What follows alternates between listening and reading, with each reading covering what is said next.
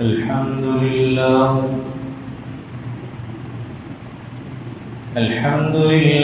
نحمده ونستعينه ونستغفره ونؤمن به ونتوكل عليه ونعوذ بالله من شرور أنفسنا ومن سيئات أعمالنا من يهد الله فلا مضل له ومن يضلل فلا هادي له ونشهد أن لا إله إلا الله وحده لا شريك له ونشهد أن سيدنا وسندنا ومولانا محمدا عبده ورسوله أما بعد فأعوذ بالله من الشيطان الرجيم بسم الله الرحمن الرحيم والفجر وليال عشر والشفع والوتر والليل إذا يسر. وقال النبي صلى الله عليه وسلم ما من أيام أحب إلى الله أن يتعبد له فيها من 10 ذي الحجة يعدل صيام كل يوم منها بصيام سنة وقيام كل ليلة منها بقيام ليلة القدر. وقال رسول الله صلى الله عليه وسلم صيام يوم عرفة أحتسب على الله أن يكفر السنة التي قبله والسنة التي بعده أو كما قال عليه الصلاة والسلام. آمنت بالله صدق الله مولانا العظيم وصدق رسوله النبي الكريم ونحن على ذلك من الشاهدين والشاكرين والحمد لله رب العالمين. اللهم صل على سيدنا ومولانا محمد وعلى آل سيدنا ومولانا محمد وبارك وسلم. اللهم صل على محمد كما تحب وترضى له. اللهم صل على محمد كما هو أهله ومستحقه.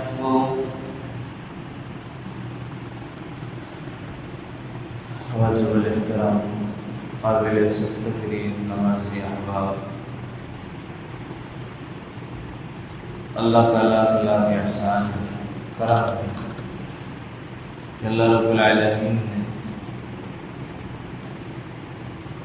ہمیں اپنی زندگی میں ایک بار پھر قربانی کے ایام اللہ نصیب کر رہا ہے اور ہم اس قربانی کے دنوں سے قریب ہوتے جا رہے ہیں. قربانی ایک اہم فریضہ ہے اور حضرت ابراہیم علی نبینا وعلیہ الصلاۃ والسلام کی جاری کردہ سنت ہے.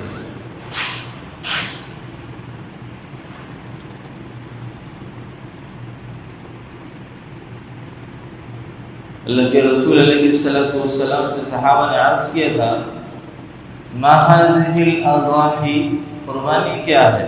فرمایا سنت ابیکم ابراہیم، تمہارے باپ حضرت ابراہیم کی سنت ہے. حضرت ابراہیم علیہ السلام جد الانبیاء اور اللہ نے آپ کو بڑا مقام عطا فرمایا اور آپ سے بڑی آزمائش امتحان لیے گئے۔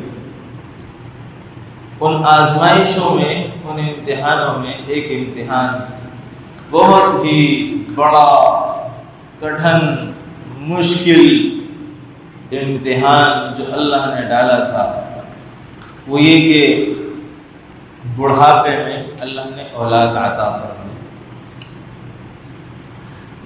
بہت محبوب تھی اولاد، اس بیوی اور اس بچے کو اللہ نے حضرت ابراہیم سے دور کروا دیا اور کہا جا کے اس کو لف و دف میدان بیابان جہاں نہ انسان، نہ گھاس پھوس، نہ زندگی کے آثار، نہ پانی، نہ چارہ، نہ زراعت، نہ کھیتی باڑی، نہ انسان، ایسی بے آب و گیاہ زمین میں اپنے بچے اور بیوی کو چھوڑا۔ یہ ایک بہت مشکل مرحلہ، بہت مشکل امتحان۔ اللہ کے حکم کے آگے اپنے آپ کو، اپنا سر تسلیم کیا، نہیں، جو اللہ کا حکم ہے اس پر فدا ہونا۔ گئے اللہ کے حکم سے چھوڑ کر کے آ گئے۔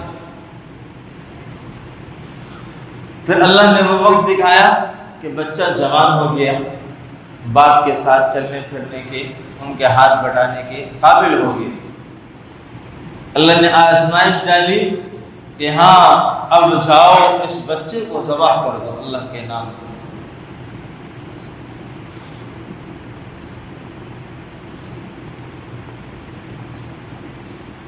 اللہ نے آزمائش ڈالی۔ اللہ کے محبوب بندے اللہ سے حکم کی وجہ نہیں پوچھتے۔ اللہ حکمت والے ہیں، علیم ہیں، خبیر ہیں، بذات الصدور ہیں، انسان کے رگ رگ سے واقف ہیں۔ وہ اللہ سے اللہ کے حکم کی مصلحت نہیں پوچھتے۔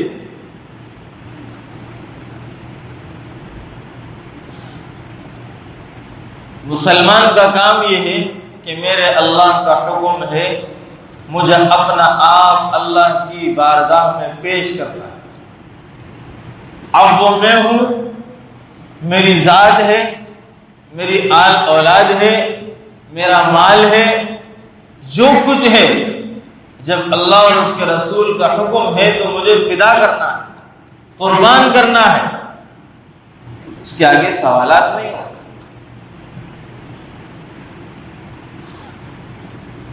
حضرت ابراہیم علیہ السلام جد الانبیاء اور آپ علیہ السلام پیغمبروں کے سردار ہیں، پیغمبروں کے سردار ہیں۔ اور فرمایا آپ علیہ السلام کے القابات میں سے ایک لقب ابن الذبیحین ہے، دو ذبح ہونے والوں کا بیٹا،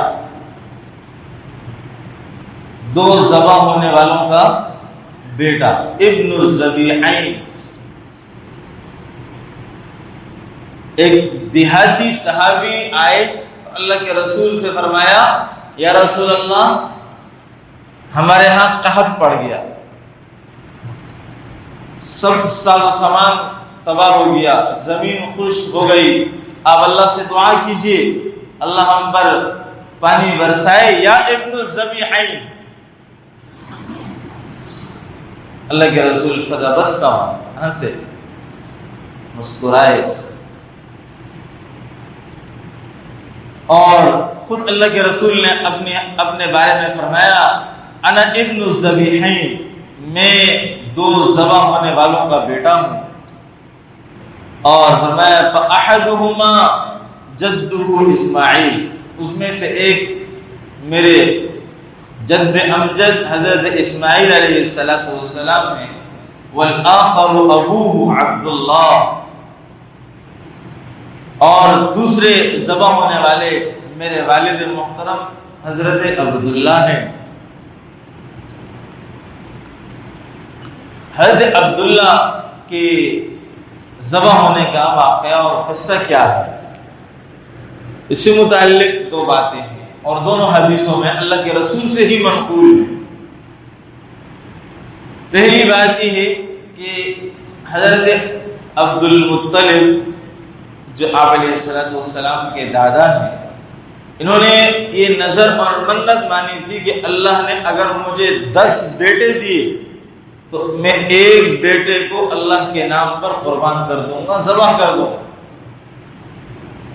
اللہ نے انہیں 10 بیٹے عطا فرما دیے، اللہ نے 10 بیٹے دے دیے۔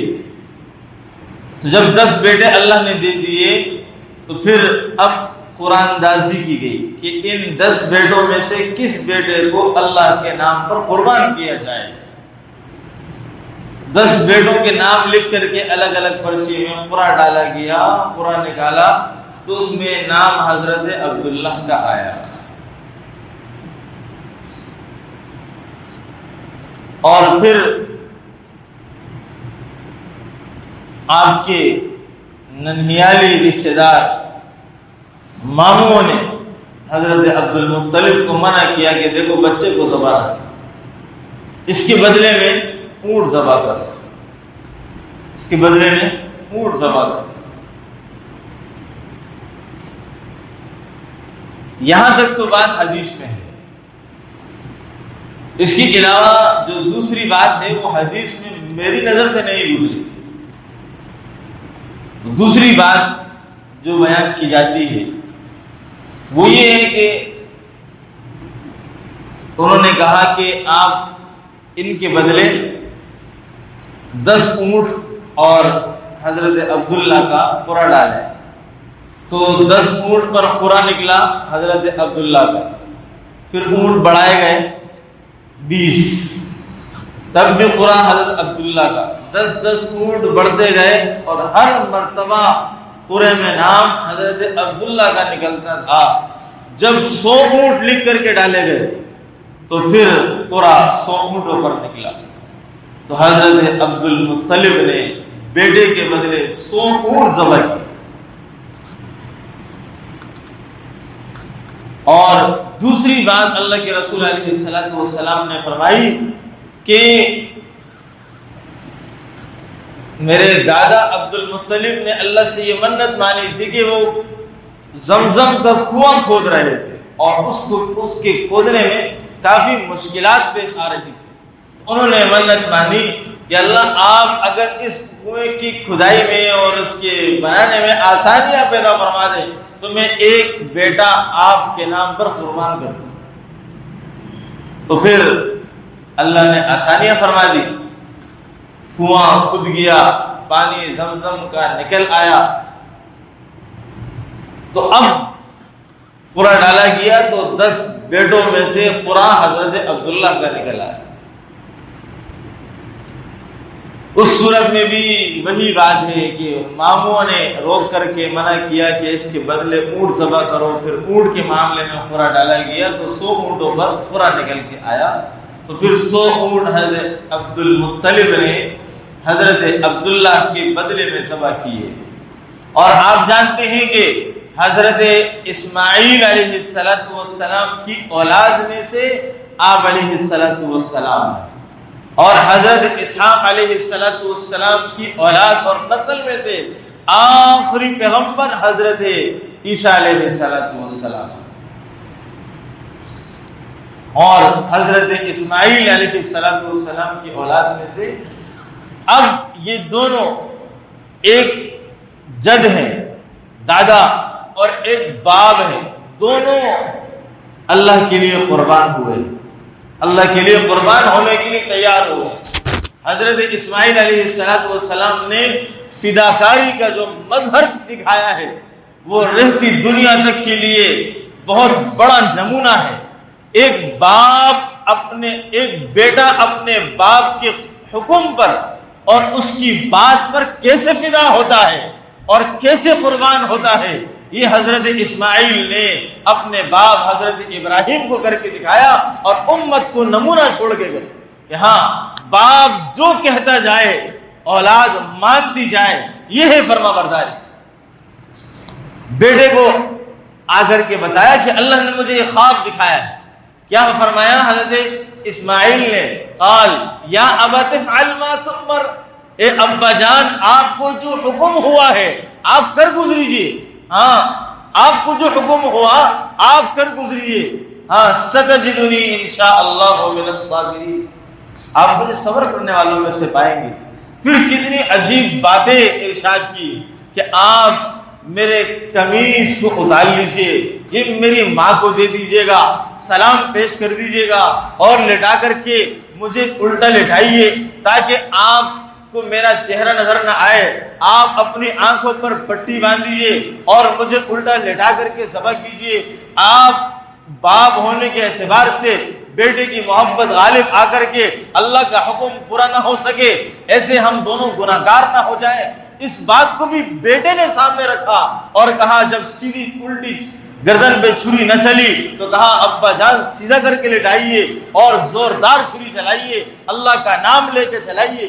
یہ ساری باتیں اس فداکاری کا مظہر دکھانے والے، باپ کو سمجھانے والے یہ بیٹا ہے جس نے باپ کے لیے باپ کے حکم پر اپنے آپ کو فدا کیا۔ ایک فرما بردار بیٹا اپنے باپ کے حکم پر ایسے فدا ہوتا، جو باپ کہتا جائے بیٹا فرما برداری اور تابعداری میں ہاں میں ہاں ملا کر باپ کی بات کو اونچا کرتا جائے۔ حضرت ابراہیم علیہ السلام کے بیٹے حضرت اسماعیل ذبح ہونے کے لیے قربان ہوئے اور آپ علیہ السلام کے والد حضرت عبداللہ اللہ کے نام پر قربان ہونے کے لیے نام پیش ہو گیا، مگر بدلے میں 100 اونٹ ذبح ہوئے، بدلے میں 100 اونٹ ذبح ہوئے۔ ہاں تو آپ علیہ السلام دو قربان ہونے والے اللہ کے نام پر، دونوں باپ قربان ہونے والوں کے بیٹے ہیں جن کو اللہ نے قربانی کا فریضہ دیا۔ اب قربانی کس مسلمان پر واجب ہے؟ تو بھائی قربانی ہر اس مسلمان پر واجب ہے جس کے پاس اپنی ضروریات زندگی کو ہٹا کر کے 52.5 تولہ چاندی کے برابر مال موجود ہو، ایسے آدمی پر قربانی واجب ہے۔ وہ مال کیا کہلائے گا شریعت کی روشنی میں؟ اب اس کے اندر بہت ساری چیزیں ہیں۔ زکوٰۃ کا مسئلہ الگ ہے، قربانی کا مسئلہ الگ ہے، اس بات کو سمجھیے۔ ایک آدمی کے پاس سونا چاندی میں سے کچھ موجود ہے، سامان تجارت کچھ موجود ہے، جمع پونجی کچھ موجود ہے، ایسے آدمی پر قربانی واجب ہے۔ ایک آدمی اپنے مکان میں رہتا ہے، زائد پلاٹ خریدا ہے، اس پلاٹ کی وجہ سے اس پر قربانی واجب ہے۔ ایک آدمی کے پاس اپنی ذاتی ضرورت کی گاڑی موجود ہے، اس کے علاوہ اس نے گاڑی خریدی ہے، اس گاڑی کی مالیت کی وجہ سے اس پر قربانی واجب ہے۔ بہت سارے مسائل ہیں، کہاں تک اگر آپ کو مسائل بیان کی جائے گے کہ ایک آدمی پر قربانی کی وجوب کے لیے بہت ساری باتیں ہیں۔ ایک آدمی کے پاس اصل الفتاوی مولانا رشید احمد لدھیانوی نور اللہ مرقدہ نے لکھا، ایک آدمی کے پاس 3 جوڑوں سے زیادہ جوڑے موجود ہیں، اس جوڑوں کی بھی قیمت لگا کر کے اس کو زائد مال شمار کیا جائے گا، اس کی وجہ سے بھی اس پر قربانی واجب ہے۔ گھر میں رکھا ہوا ضرورت سے زائد سامان جو استعمال میں نہیں آتا، اس کی قیمت لگائی جائے گی، اس کی وجہ سے بھی انسان کے اوپر قربانی واجب ہے۔ تو بہت ساری باتیں ہمارے گھر کی خواتین اور ہمارے مرد حضرات، ان میں بہت سارے لوگوں پر قربانی واجب ہوتی ہے، مگر وہ اس ڈر سے مسئلے معلوم نہیں کرتے اور سننا بھی نہیں چاہتے کہ ایسا نہ ہو کہ ہم پر قربانی واجب ہو جائے اور پھر ہمیں قربانی کرنا پڑ جائے، اس کے لیے پیسے کہاں سے نکالیں گے؟ یہ نہیں پوچھتے کہ شادی جب گھر میں آ رہی ہے تو پیسے نہیں ہیں، مگر شادی میں جہیز دینا ہے اور ہر طرح کے رسم و رواج کرنے ہیں غیر شرعی، اس کے لیے قرضہ بھی لے لیا جائے گا، مانگ بھی لیا جائے گا، سب کچھ کر کے وہ تمام چیزیں تو ادا ہو جائیں گی، مگر اللہ کا حکم فریضہ ایک واجب جو مسلمان کے ذمہ اللہ اور اس کے رسول کی طرف سے ہے، وہ اس کی ادائیگی کرنے میں انسان طرح طرح کے سوالات اٹھاتا ہے، طرح طرح کے سوالات اٹھاتا ہے، جبکہ قربانی کا مظہر اور منشا کیا ہے، دین اسلام کی فطرت اور مزاج کیا ہے کہ اللہ اور اس کے رسول پر اپنے آپ کو قربان کرو، مزاج یہ، شریعت یہ چاہتی، اور فرمایا جس آدمی پر قربانی واجب ہو اور وہ لا علمی، اس زمانے کے اندر عذر نہیں ہے، لا علمی کہ مجھے معلوم نہیں ہے میرے اوپر قربانی واجب ہے یا نہیں، مجھے معلوم نہیں ہے، یہ عذر نہیں ہے اس زمانے میں، یہ میں آپ کو بتا دوں۔ اس زمانے میں ہر مساجد میں علماء ہیں، آپ کے ائمہ علماء ہیں، آس پاس مدارس ہیں، اور آپ کہیں نہ کہیں کسی عالم سے تعلق رابطے میں ہوتے ہیں، اور طرح طرح کی ویڈیوز مسائل سننے سیکھنے کا موقع ہوتا ہے۔ یہ کہنا کہ ہمیں تو مسائل کا علم ہی نہیں ہے تو ہمارا قربانی نہیں ہے، تو مسائل کا علم سیکھنا فرض ہے، فرض ہے، اور جب آپ نہیں سیکھیں گے اور فرض نہیں معلوم ہوگا تو اس کا قیامت کے دن سوال ہوگا۔ تو اسی لیے فرمایا کہ اس آدمی پر قربانی واجب ہو اور وہ آدمی قربانی نہ کرے تو اللہ کے رسول کا فرمان ہے من وجد سعۃ، جو آدمی وسعت پائے لأن یضحی، کہ وہ قربانی کر سکتا ہے، فلا یضحی، اور وہ قربانی نہیں کر رہا، فرمایا فلا یحضر مصلانا، دوسری حدیث میں فلا یقربن مصلانا، کہ وہ ہماری عیدگاہوں میں نہ آئے، اس سے ہمارا کوئی تعلق نہیں، ہاں وہ ہماری عیدگاہوں میں نہ آئے، ہمارے ساتھ نماز نہ پڑھے، اس کو ہمارے ساتھ شریک ہونے کی، اپنے آپ کو مسلمان کہلانے کی ضرورت نہیں ہے۔ ہاں میرے دوستو، یہ رحمت دو عالم حضرت محمد مصطفیٰ احمد مصطفیٰ، جو ساری امت کے لیے رحمت بنا کر کے، سارے جہان والوں کے لیے رحمت بنا کر کے بھیجے گئے، وہ یہ فرما رہے ہیں ہاں کہ ایسا آدمی ہمارے عیدگاہوں میں بھی نہ آئے۔ میرے دوستو، مسائل سیکھنا، اپنے اوپر قربانی جو واجب ہو رہی ہے اس کو سمجھنا، اس کے مطابق اگر آپ جو بھی طریقہ ہو سکے، چاہے وہ آپ کو قرضہ لینا پڑے، آپ قرضہ لے کے قربانی کریں، کوئی منع نہیں ہے شریعت کے اندر، آپ قرضہ لے کے قربانی کریں، بعد میں قرضہ نہ کریں، آپ اپنی کوئی چیز بیچ کر کے قربانی کریں، بعد میں خرید لیں، اس میں کوئی قباحت نہیں۔ اب اللہ تبارک و تعالیٰ نے ہم جس ایام کے قریب جا رہے ہیں، شوال، ذی القعدہ اور ذی الحج، یہ 2.5 مہینے حج کے مہینے کہلاتے ہیں، اور انہی کے اندر ہمارے ہاں قربانی بھی ہے، اور حجاج اکرام حج کے لیے روانہ ہو رہے ہوتے ہیں، اور ماشاءاللہ پاکستان سے اور پوری دنیا سے حجاج اکرام حج کے لیے جا رہے ہیں۔ اللہ تبارک و تعالی ہمیں بھی اپنے گھر کی زیارت اور اس کے اندر جا کر کے دعائیں عبادات کرنے کی، حرمین شریفین زادہم اللہ شرفا و صلاحا، اللہ اس کی دیدار اور زیارت کی ہمیں بھی توفیق نصیب فرمائے۔ ہر مسلمان کے دل میں ایک آس ہوتی ہے، جانے والے جا رہے ہوتے ہیں، دیکھنے والے حسرت سے دیکھ رہے ہوتے ہیں کہ اللہ نے انہیں قبول کیا، کیا منظر ہے، وہ جا رہے ہوتے ہیں اور دیکھنے والوں کے دل پسیجے جا رہے ہوتے ہیں۔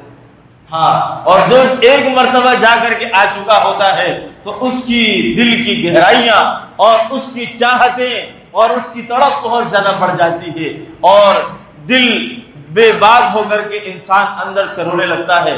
تو میرے دوستو، اللہ نے آپ کو بھی محروم نہیں رکھا، اور یہاں اللہ کے رسول علیہ الصلوۃ والسلام نے فرمایا ما من ایام احب الی اللہ ان یتعبد له فیها من 10 ذی الحجہ، ہاں اللہ کے نزدیک ان دنوں سے زیادہ کوئی اور پسندیدہ دن ایسے نہیں ہے جو اللہ کے نزدیک زیادہ محبوب ہو، وہ ذی الحجہ کا پہلا عشرہ ہے۔ ہاں، تمام ایام میں سب سے زیادہ قیمتی ایام اللہ کے نزدیک پسندیدہ دن وہ ذی الحجہ کا پہلا عشرہ ہے۔ صحابہ نے عرض کیا رسول اللہ کیا جہاد بھی اس سے بہتر نہیں ہے؟ فرمایا ہاں جہاد بھی اس سے بہتر نہیں ہے، مگر اس وقت جو ایک مجاہد اپنا مال اپنی جان لے کر کے اللہ کے راستے میں نکلا اور اپنے آپ اپنا مال اور اپنی جان اللہ کے راستے میں قربان کر گیا، پھر وہ آدمی اس دنوں میں کیے گئے اعمال سے بڑھ سکتا ہے۔ ہاں تو اللہ ہمیں 10 ایام دے رہے ہیں، یہ 10 دن آنے والے ہیں جو ذی الحجہ کی پہلی تاریخ سے شروع ہو جائیں گے، اور اس کی بڑی فضیلت ہے۔ فرمایا کہ اس کی فضیلت کیا ہے؟ فرمایا اس کی فضیلت یہ ہے کہ ہر دن کا روزہ 1 سال کے روزے کے برابر اس کا ثواب، ہر دن کے روزے کا ثواب 1 سال کے روزے کے برابر۔ کتنا بڑا! 1 سال مسلسل 1 مہینہ روزہ رکھتے ہیں رمضان کا، اس میں تک جاتے ہیں تو اللہ تو پورے سال ایک روزے کے بدلے میں پورے سال روزہ رکھنے کا ثواب دے رہے۔ اللہ کتنے قدردان، کتنے مہربان، کتنے شفیق۔ اور جب ایک آدمی 8 دن پہلے 8 دن روزہ رکھے تو 8 سال روزہ رکھنے کا ثواب مل گیا۔ اور فرمایا رمضان کے مہینے میں 5 راتیں دی، اور فرمایا اس میں شب قدر کو تلاش کرو، تحروا لیلۃ القدر فی العشر الاواخر من رمضان، کہ رمضان کے آخری عشر میں طاق راتوں میں لیلۃ القدر کو تلاش کرو۔ یہاں اللہ کے رسول نے فرمایا وقیام کل منها لیلۃ القدر، کہ اس کی ہر رات کی عبادت کا ثواب لیلۃ القدر کی رات کے برابر ہے۔ اس کی ہر رات کا ثواب، ہر رات کی عبادت کا ثواب لیلۃ القدر کی عبادت کے ثواب کے برابر۔ اتنی بڑی راتیں، اتنے بڑے ایام ہیں، اتنے بڑے دن آنے والے۔ ہاں اس کے لیے تیاری، ہماری تیاریاں منڈیوں کے لیے ہیں کہ رات منڈیوں میں گزارنی ہے، دن منڈیوں میں گزارنا ہے، اور جانوروں کے ساتھ جانور بن کر کے پلنا ہے اور ان کو پالنا ہے۔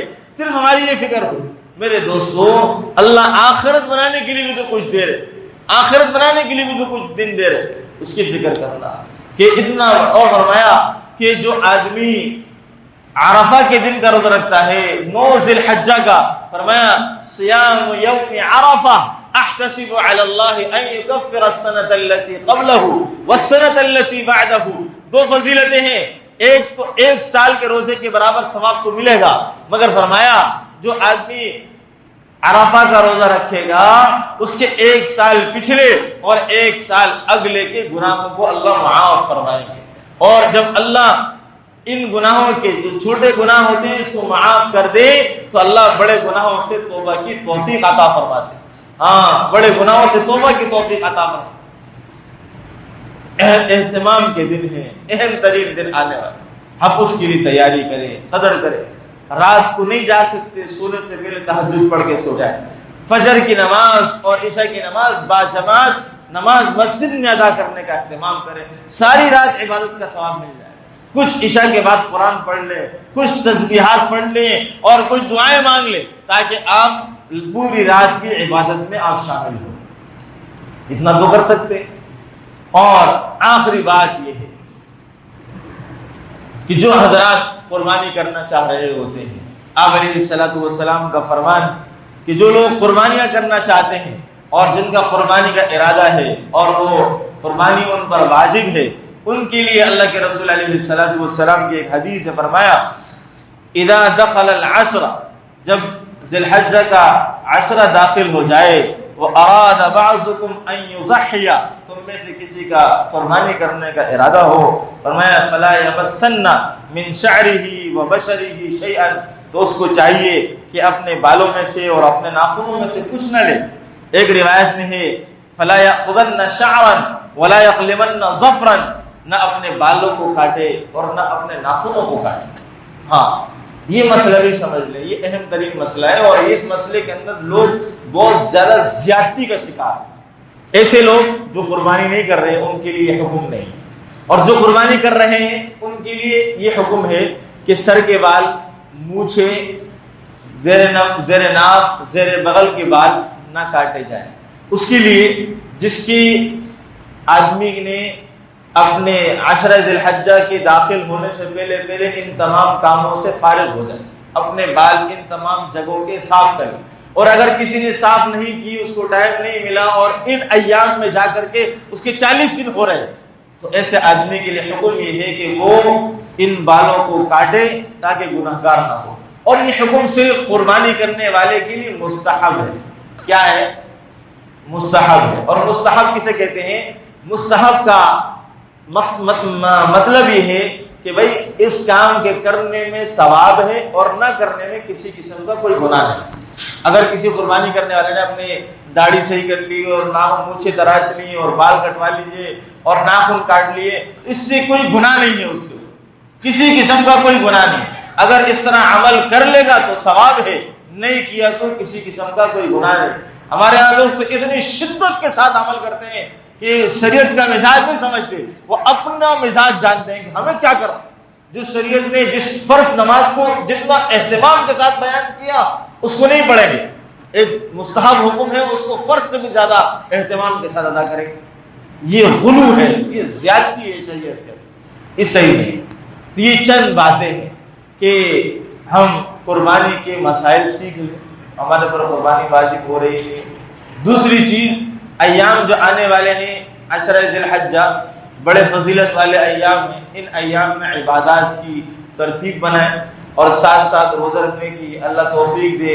ایک ایک دن کا چھوڑ کر رکھ لیں، نہیں رکھ سکتے تو 2 دن 3 دن رکھ لیں، اور لازمی نہیں رکھ سکے تو آخری 9 ذی الحجہ کا روزہ رکھ لیں، اس کی بھی ترتیب بنائیں، کوشش کریں۔ اور ساتھ ساتھ آخری چیز جو بتائی کہ یہ ناخن ہے جو بالوں کے کاٹنے کا معاملہ ہے، اس طرح بھی صرف استحبابی درجے تک ہم اس مسئلے کو سمجھیں اور عمل کرنے کی کوشش کریں۔ اللہ عمل کی توفیق عطا فرمائے۔